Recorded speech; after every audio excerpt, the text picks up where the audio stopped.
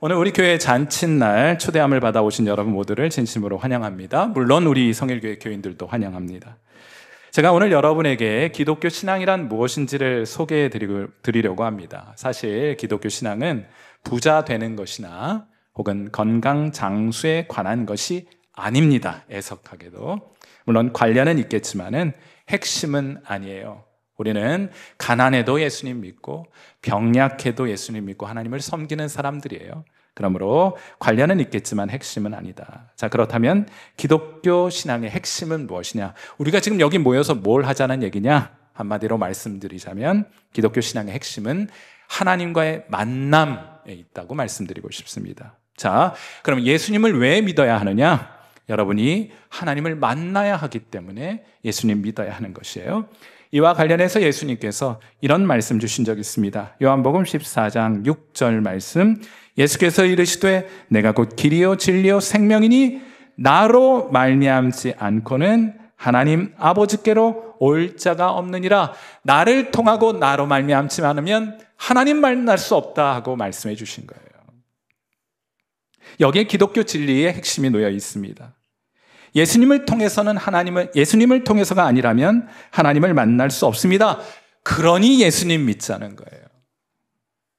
여러분, 그렇다면 우리가 예수님을 믿고 하나님을 만나자고 말씀을 드렸는데, 자, 그렇다면 하나님은 누구신가? 왜 하나님을 만나야 하는 것인가? 이런 질문 가질 수 있겠죠? 하나님은 누구신가? 하나님은 하늘에 계신 분이다. 틀린 말은 아닌데 꼭 그렇지만은 않습니다. 하늘에는 천사도 있는데 천사를 하나님이라고 부르지는 않아요. 자, 그렇다면 성경은 다음 두 가지를 하실 수 있는 분을 하나님이라고 부릅니다. 어떤 일을 하실 수 있는 분이냐? 여러분도 한번 이 기준으로 점검을 해보세요. 여러분이 혹시 하나님은 아닐런지. 첫째로 하나님이 하실 수 있는 일은 첫째로 천지를 창조하신 분을 성경은 하나님이라 부릅니다. 그리고 두 번째로 창조하신 이 세상을 다스리는 분, 저 하늘의 밤하늘의 별과 달, 저 무수히 많은 별들을 하나님 만들어 두셨는데 그것을 운행하시고 그것이 정확한 궤도 위에서 움직일 수 있도록 하시는 분이 누구냐? 여러분은 아닐 것입니다. 그러니 여러분은 하나님 아니에요. 그 일을 하시는 분이 하나님이십니다. 어느 고등학생이 친구들에게 전도를 했어요. 그래서 이제 여러분들도 이 자리에 오셨는데 그 친구도 그 친구들에게 전도를 했습니다. 그런데 친구들이 반박하면서 얘기를 하기를, 아니, 예수님이 죽은 나사로를 살리셨다고 하는데 이게 말이 되냐? 어떻게 죽은 사람이 살아나냐? 하나님이 홍해를 가르셨다고 하는데 바다를 가르셨다고 하는데 어떻게 바다가 갈라져? 난 이날 평생 살면서 바다 갈라졌단 말, 동해가 갈라졌단 말 들어보지 못했어 라고 이야기합니다. 그러자 이 학생이 대답하죠. 죽은 사람을 살릴 수 없는 것은 사람이고 살릴 수 있는 것은 하나님이야. 네가 생각하는 것은 사람이고 내가 믿으라고 하는 분은 하나님이셔. 죽는 사람도 못 살리는 하나님을 뭐하러 믿냐? 그걸 살리는 분이니까 믿으라고 하는 거지. 그리고 하나님이 홍해도 못 가르면 그거 되겠냐? 이렇게 얘기를 했더래요. 우리 사랑하는 귀한 여러분, 예수님을 만나야, 예수님을 통해서 예수님을 믿고 여러분이 만나야 할 하나님이 살아 계십니다. 바로 창조주 하나님, 이 세상을 다스리는 하나님, 주권자라고 해요. 창조주이시면서 주권자이신 그 하나님이 분명히 살아 계십니다. 저는 오늘 이 이야기를 여러분과 좀 나누고자 합니다. 자, 하나님이 살아 계십니다. 하나님이 이 세상을 다스리십니다. 그것이 나와는 무슨 상관이 있을 것이냐? 그와 관련해서 제가 여러분과 함께 한 세 가지 요점을 가지고 말씀을 나누고자 하는데, 첫 번째 설교 요점은 이것이에요. 하나님 우리의 필요를 채워주시는 하나님이십니다. 그래서 예수 믿자는 거예요. 그래서 하나님을 섬기며 살아가자는 것입니다. 이스라엘 백성은 애굽, 우리말로는 이집트에서 400년 동안 노예 생활을 했습니다. 하나님이 모세를 보내셔서 그들을 애굽에서부터 건져내셨어요. 탈출했다고 해서 출애굽이라는 표현을 씁니다. 이스라엘 백성은 애굽에서 나와서 젖과 꿀이 흐르는 땅으로 인도해 주시겠다고 말씀하셨어요. 그 땅의 이름이 가나안, 지금 이스라엘 나라가 있는 그 팔레스타인 지역을 의미하는 것이에요. 그런데 하나님께서는 이 이스라엘 백성을 애굽에서부터 건져내셔서 바로 젖과 꿀이 흐르는 가나안 땅, 그 풍요의 땅에 데려다 놓으신 것이 아니라 죽음의 땅으로 인도하십니다. 광야 땅으로 인도하세요. 거기서 40년 죽음의 땅을 경험하게 합니다. 자, 그렇다면 왜 하나님은 가나안이 아니라 광야로 이들을 인도하신 것일까? 이유는 한 가지밖에 없어요. 그 이유가 뭔가 하면 바로 그곳에서, 그 죽음의 땅 광야에서 그들을 먹이시는 하나님, 그들의 필요를 아시는 하나님, 그 필요를 채우시는 하나님을 경험하게 하시기 위하여 하나님은 먼저 가나안 땅이 아니라 광야로 이들을 인도해 가신 겁니다. 자, 그들이 이 광야 땅, 먹을 것 하나 없고 마실 것 없는 이 땅에서 무엇을 먹고 마셨는지가 성경에 기록되어 있어요. 신명기 8장 15절과 16절 말씀입니다. 우리 이 자리에 함께 계신 분들, 이스라엘 백성들이 그 옛날 뭘 먹고 뭘 마셨는지 한번 읽으시면서 한번 살펴보시길 바라요. 같이 한번 읽겠습니다. 시작. 너를 인도하여 그 광대하고 위험한 광야, 곧 불뱀과 전갈이 있고 물이 없는 간조한 땅을 지나게 하셨으며, 또 너를 위하여 단단한 반석에서 물을 내셨으며 내 조상들도 알지 못하던 만나를 광야에서 내게 먹이셨나니, 이는 다 너를 낮추시며 너를 시험하사 마침내 내게 복을 주려 하심이었느니라. 아멘. 그렇게 해서 자그마치 몇 년 동안요? 40년 동안을 먹여 살리시는 거예요, 하나님께서. 40년 동안 이스라엘 백성은 날마다 기적을 먹고 마시며 살아갔던 것입니다.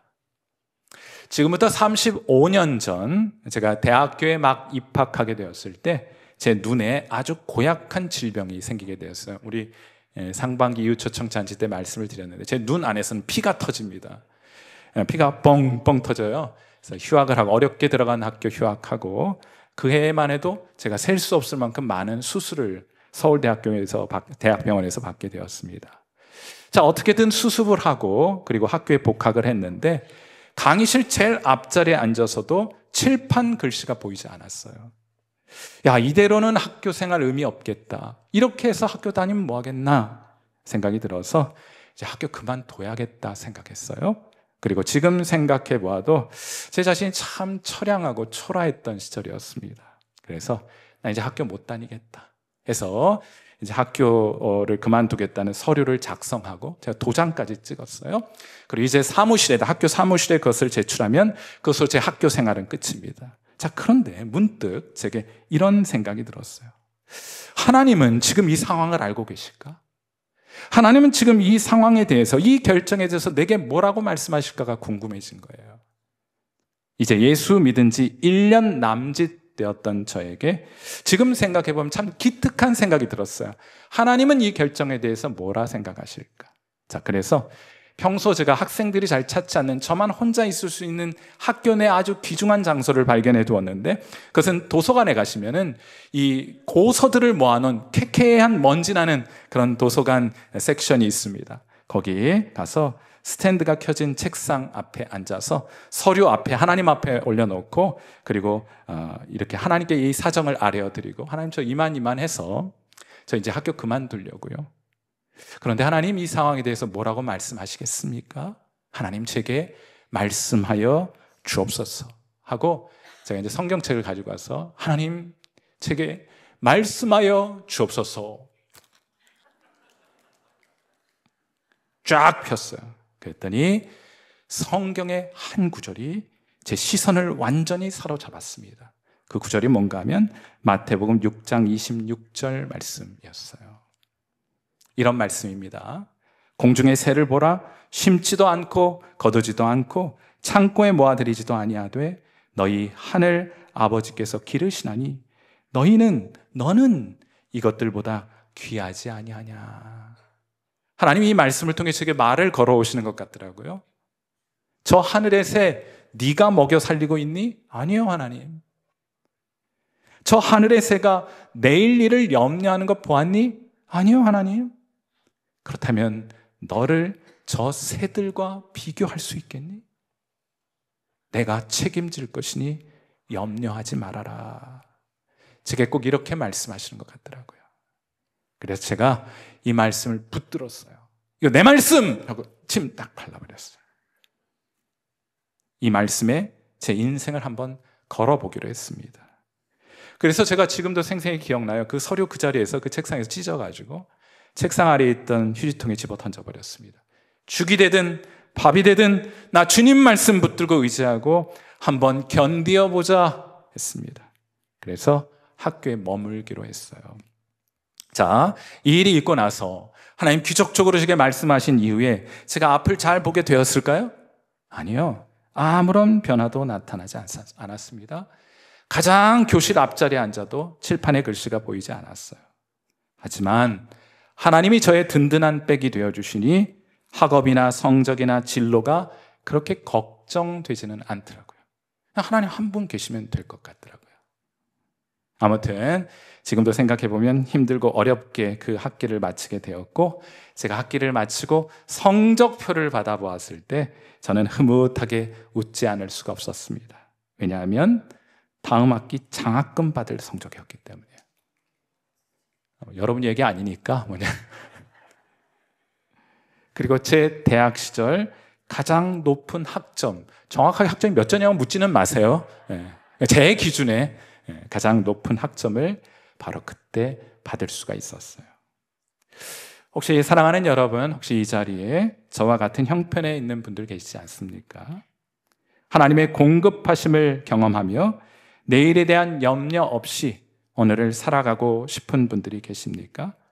저와 같이 마태복음 6장 26절의 말씀을 붙들고 그 말씀 경험하며 살아가고 싶은 분들 계십니까? 이 말씀은, 여러분, 이 성경책은 이 자리에 계신 모두들 다 가지고 계실 거예요. 모든 사람에게 주어졌지만 모든 사람의 것은 아니에요. 왜냐하면 이 말씀은 믿음으로 붙드는 사람들의 것이기 때문입니다. 마태복음 6장 26절 모두에게 주어졌지만 저는 그날 이 말씀을 저의 것으로 붙들었고 그 말씀을 경험할 수가 있었습니다. 그러므로 이 말씀 여러분이 가져요. 많은 사람들이 이 말씀을 알고 있고 또 들어서 이 말씀에 익숙하기도 한데 믿음으로 이것을 자기의 말씀으로 붙드는 사람은 많지 않아요. 그러니까 오늘 이 자리에 여러분 잘 오셨습니다. 이 말씀 여러분 것 하세요. 예수님을 믿는다는 것은 하나님의 공급하심을 날마다 경험하며 살아가는 것입니다. 그래서 예수님 믿고 하나님 섬기며 살아가자고 말씀을 드리는 거예요. 오늘 제가 여러분과 나누고자 하는 두 번째 요점은 하나님은 우리를 보호해 주시는 하나님이십니다. 첫째는 공급해 주시는 하나님, 두 번째는 우리를 보호해 주세요. 자, 이스라엘 백성이 통과해야만 했던 그 광야는 죽음의 땅이었습니다.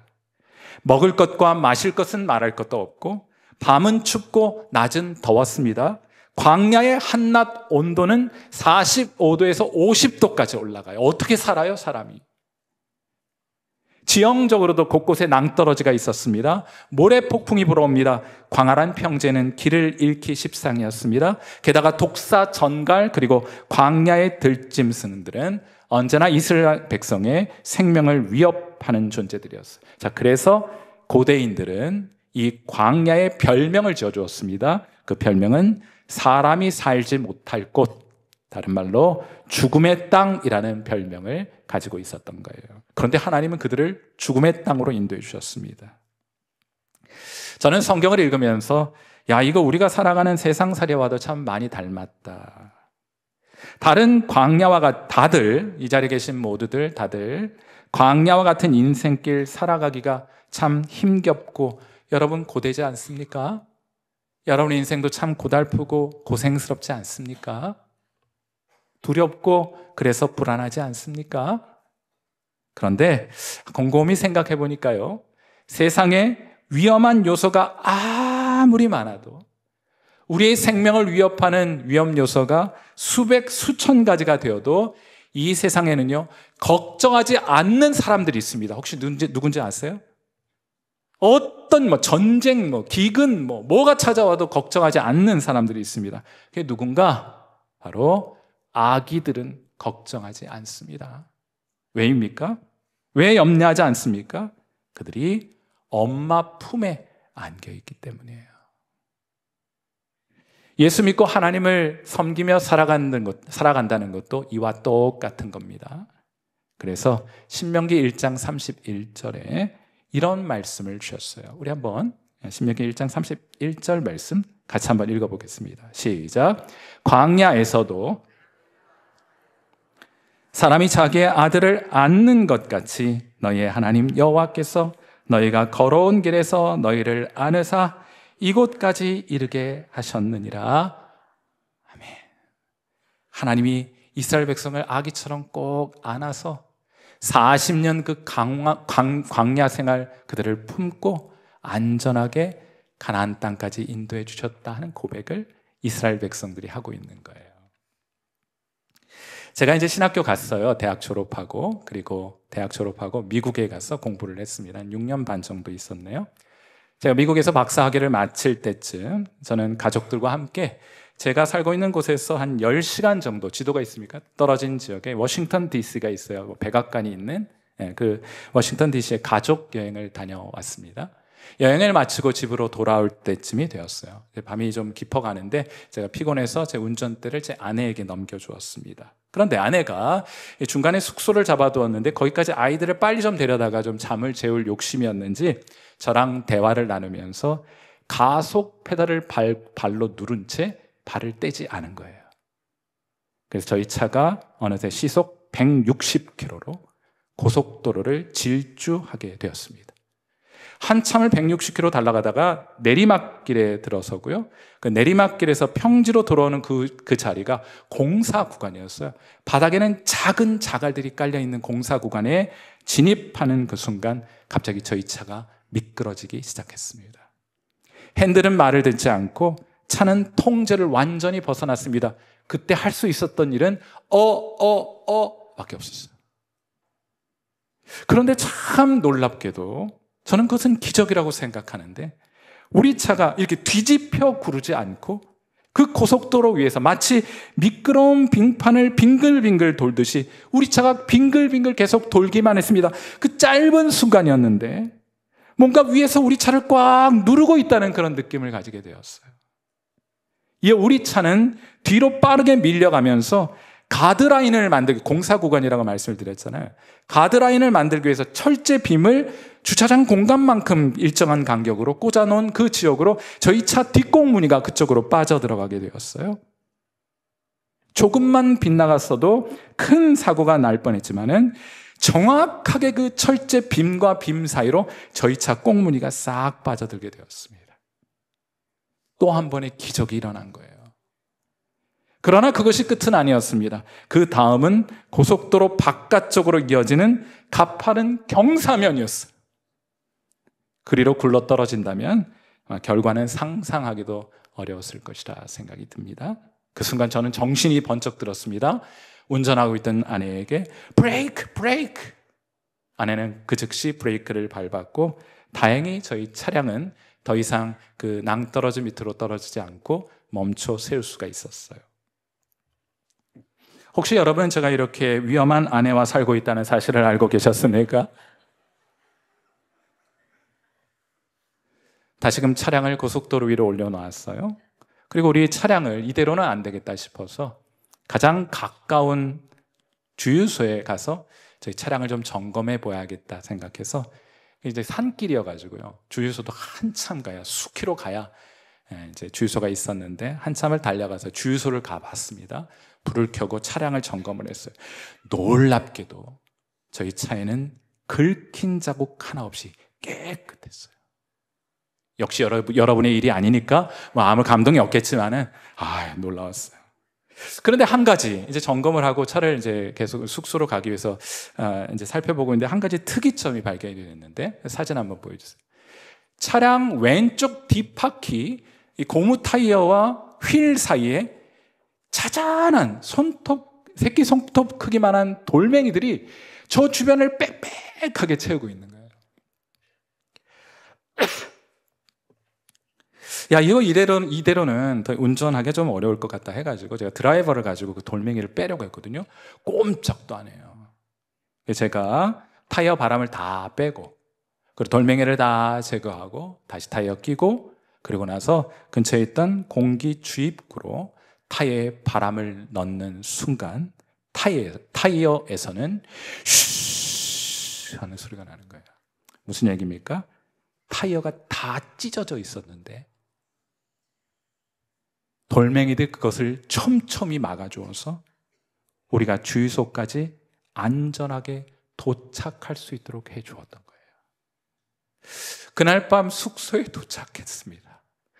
아내와 함께 복기를 하는데 지금도 트라우마가 있어요. 아내와 이런 얘기를 했습니다. 하나님이 왜 우리 살려주셨을까?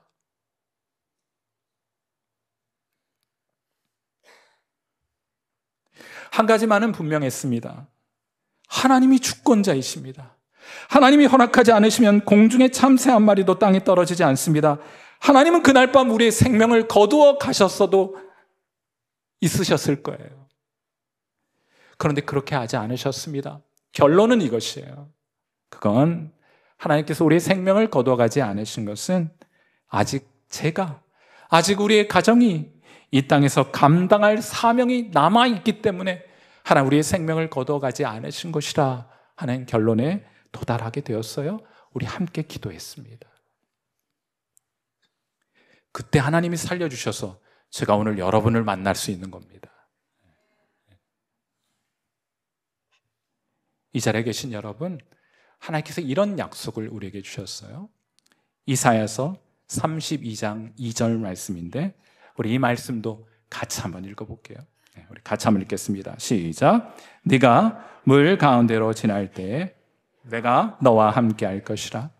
강을 건널 때 물이 너를 침몰하지 못할 것이며 내가 불 가운데로 지날 때도 때에 타지도 아니할 것이요 불꽃이 너를 사르지도 못하리니. 아멘. 저는 이 말씀을 그날 그 밤에 경험할 수가 있었어요. 예수님 믿는 사람들 별거 아닙니다. 여러분, 우리 다를 바 없어요. 그러나 그들에게는 하나님의 말씀이 있습니다. 이런 말씀 붙들고 광야와 같은 인생길을 살아가는 거예요. 이 자리에 함께한 여러분, 저는 여러분이 꼭 예수님 믿고 이 하나님 만나 이 하나님의 보호하심 아래 살아가는 여러분 되셨으면 참 좋겠습니다. 예수님 믿는다는 것은 그분의 하나님의 보호하심 아래 살아간다는 것을 뜻하는 것이기 때문이에요. 마지막으로 하나님은 우리를 인도해 주시는 하나님이십니다. 하나님 우리에게 공급도 해주시고요, 보호해 주시기도 하고 또 인도해 주시기도 해요. 그래서 제가 이거 이니셜만 좀 따가지고 필요를 채워주시는 건 영어로 supply S 이렇게 하고요, 또 하는 보호해 주신다는 protect에서 P 하고요, 그리고 인도해 주신다는 guide해서 SPG 이거 섞으면은요, 뭐가 될까요? GPS가 돼요. 하나님을 섬기는 것은 GPS를 따라 살아가는 것과 똑같다는 생각 가지고 여러분께 말씀을 드립니다. 하나님 우리를 인도해 주시는 분이세요. 광야의 땅은 죽음의 땅입니다. 살 길을 막막하고 어디로 가야 할지 알지 못해요. 꼭 우리의 인생과 같습니다. 그렇지 않습니까? 하나님은 그러나 그들을 그냥 광야 땅에 버려두지 않으셨습니다. 그들과 함께 하셨어요. 출애굽기 13장 21절 말씀에 이런 말씀이 있습니다. 여호와께서 그들 앞에서 가시며 낮에는 구름 기둥으로 그들의 길을 어떻게 해요? 인도하시고 밤에는 불 기둥을 그들에게 비추사 낮이나 밤이나 진행하게 하셨다. 낮이나 밤이나 인도하셨다. 낮이나 밤이나 하나님의 백성은 하나님의 인도하심을 따라 살아갔더라 하는 말씀이에요. 광야에서 하나님의 백성들이 해야 하는 일 혹은 할 수 있는 일은 딱 한 가지밖에 없습니다. 그건 뭔가 하면 하루하루 불기둥, 구름기둥을 따라 인도하는 대로 따라가는 것만 하면 되는 거예요. 말씀드렸던 것처럼 미국에서 6년 반 공부하고 이제 박사학위를 하고 이제 귀국을 했어요. 나와 같은 인재를 어디든 불러주겠다는 마음으로 귀국을 했는데 세상에 나와 같은 인재를 한국교회가 못 알아봐 주더라고요. 백수로 6개월 지냈습니다. 아무것도 할 일이 없어요. 나중엔 이제 안 되겠다. 보리가 서말이라도 처갓집 신세 지지 말라는 이유를 제가 잘 알게 되었어요. 처가살이를 좀 했거든요. 안 되겠다 싶어서 제가 인생의 중요한 결정이 있을 때마다 올라가는 금식 기도원이 있어요. 거기 올라가서 하나님께 금식하며 기도했습니다. 그런데 또 하나님이 말씀해 주셨어요. 자, 이건 이제 더 이상 쓰지 않습니다. 이건 이제 처음 신앙할 때만 하는 거고요. 이제 성경을 잘 알고 읽고 또 묵상하게 되니 이런 방법 말고 말씀 중에 하나님께서 제게 이런 말씀을 주셨어요. 누가복음 18장 1절과 8절 말씀입니다. 예수께서 그들에게, 제자들에게 항상 기도하고 낙심하지 말아야 한다 하고 말씀하셨습니다. 그러나 인자가 올 때 세상에서 믿음을 보겠느냐. 너 낙심하지 않고 인내하면서 기도하면 응답해 주게 될 것인데, 그런데 이 말씀을 믿음으로 붙들고 기도하는 사람이 있겠느냐. 그때 깨달았어요. 결국 믿음의 문제이구나. 하나님이 지금까지 인도해 오셨으니 앞으로도 인도해 주실 것을 지금 이 순간에도 계속 믿어야 하는 것이구나. 이런 깨달음을 가지게 되니 마음의 평강이 찾아오더라고요. 바로 그 평강을 경험한 그 순간 제 주머니에 전화벨이 울렸습니다. 예배의 자리에서 벌떡 일어나서 밖으로 나가서 그 전화를 받아보았어요. 그랬더니 한 통의 전화가 왔는데 누구로부터 전화가 왔는가? 평소 개인적으로 알고 있던 백석대 부총장님으로부터 전화가 왔어요. 타이밍 기가 막히죠? 이제 곧 학교에서 교목을 뽑게 될 텐데 서류를 준비해서 제출하라. 놀렐루야! 그래가지고 기도하던 거 그만두고 응답 받았으니까 내려왔어요. 여러분, 대학교에 제출하는 교목도 교수에 준하는 서류를 제출하기 때문에 하루 이틀에 준비할 수 있는 게 아니에요. 미국에서 서류가 성적 증명, 졸업 증명 이런 거 다 와야 되거든요. 보름 정도 걸려서 책 한 권 두께의 서류를 준비해가지고 의기양양하게 내가 누군 줄 알아? 막 지원자들 많이 와 있어요. 니들 다 소용없어. 내가 누군 줄 알아? 대학 총장님의 오른팔 부총장님이 내 지인이야. 서류 딱 가져가서 제출 딱 했어요. 법무팀에서 서류를 딱 받아 이제 첫 페이지를 봅니다. 목차를 봐요. 그런데 그 교목 청빙 기준 가운데 하나가 뭔가 하면 목사 경력 5년 최소 이상이에요. 그런데 제 목사 경력 서류를 제출했을 때 제 목사 경력이 4년 하고도 10개월이에요. 몇 개월 부족합니까? 1, 2개월밖에 부족하지 않잖아요. 그래서 제가 막 항변했어요. 안 된다는 거예요. 항변했습니다. 어차피 채용되면 다음 학기부터 교목 활동하게 될 텐데 그때는 5년 넘어요? 안 된대. 여러분, 서류도 못 내보고 그 서류 가지고 그냥 돌아왔습니다. 근데 제가 아까 말씀을 하나 주셨잖아요. 낙심하지 말고 기도하여야 할 것을 우리에게 말씀해 주셨잖아요. 그래서 제가 새벽 기도에 열심히 다니면서 기도하고 있었어요. 하루는 새벽 기도를 마치고 집으로 돌아오는데 아까 제가 말씀드렸던 그 위험한 아내가 저에게 다른 사립대학 교수 청빙 광고가 떴다는 것을 신문지를 보았는지 제게 알려주었어요. 제가 혹시나 하고 살펴보았습니다. 그랬더니 이제 마감까지 사흘밖에 남지 않았어요. 대학 교수 서류 준비 며칠 걸린다고요? 최소한 보름 정도는 걸리거든요. 얼마 남았다고요? 사흘. 그런데 저한테 뭐가 있습니까? 백석대에 지원했던 서류가 있잖아요.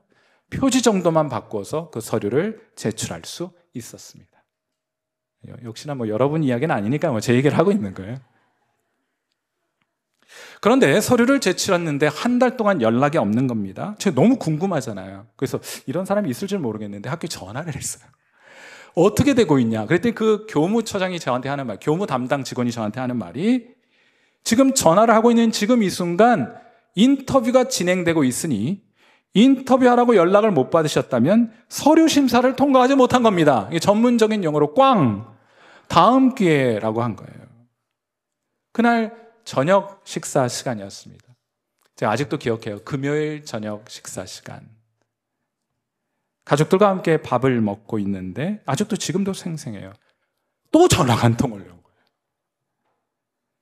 해당 교무처장이 제게 전화를 주었어요. 다음 주 월요일까지 인터뷰 가능하세요? 제가 미국에서 돌아온 지 얼마 안 된 시점이어서 영어로 대답했던 것 같아요. 어려운 영어로. Why not? 못 갈 이유가 뭐가 있겠어요? 다음 주 월요일 인터뷰하러 갔습니다. 갔더니요, 서류 심사 통과하고 1차 인터뷰를 통과한 쟁쟁한 학자 2명과 서류 심사에서 떨어지고 그래서 1차 인터뷰도 하지 못했던 제가 3명이 후보가 되어서 2차 면접을 하게 된 거예요. 그리고 2차 면접을 마치고 나니 교무처장이 저에게 말했습니다. 오늘 저녁에 전화를 받으면 합격, 전화 받지 못하면 불합격입니다. 집에 가서 기다리세요. 제가 한번 여쭤보겠습니다. 3명 가운데 누구에게 전화가 왔겠습니까? 제 이름을 잘 몰라요? 저한테 왔습니다. 놀렐루야. 저한테 왔어요. 다음 날 3차 면접에 갔습니다. 갔더니 학교 설립 이사장, 대학 총장, 교무처장, 한 가족이에요. 남편, 아내, 아들이 이사장, 대학 총장, 대학 본부장 이렇게 하고 있었어요. 대학 본부장이 이제 연봉 협상 이런 거 하거든요. 다 하고 나서 마치고 이제 나가려고 하는데 마칠 때쯤 이 대학 본부장이 제게 뭐라고 물었는 줄 알아요? 저한테 이렇게 물었어요. 정확하게. 우리 학교에 누구 아는 사람 있으세요? 아니요. 제가 속으로 말했어요. 아는 사람은 없어요. 그러나 제가 확실하게 아는 분이 한 분 계세요. 그래서 제가 천안에 있는 한 대학교의 교수로 채용이 되었습니다. 하나님이 저를 이 대학으로 인도해 주신 거예요. 전 여기서 청년들을 만나서 열심히 성경을 가르쳤습니다. 교양 과정으로 기독교 과목이 있었어요. 열심히 가르쳤어요. 그리고 하나님은 이로부터 1년 반 후에 저를 이 울산 성일교회로 발령 내어 인도해 주셨습니다. 제가 이 자리에 있는 거예요. 예수님을 믿는다고 하는 것은 그분의 인도하심을 매 순간 경험하며 살아가는 것입니다. 제가 오늘 3가지 이야기를 드렸는데 제 인생 가운데, 제 신앙 가운데 이 3가지 일만 있었겠습니까? 이 자리에 계신 여러분, 하나님은 보이지 않습니다. 예수 믿는 사람들은 그분이 분명히 살아계심을 믿어요. 보이진 않는데 믿어요. 왜냐하면 그들은, 예수 믿는 사람들은 오늘도 하나님의 공급하심, 하나님의 보호하심, 그리고 하나님의 인도하심을 경험하며 살아가고 있기 때문입니다.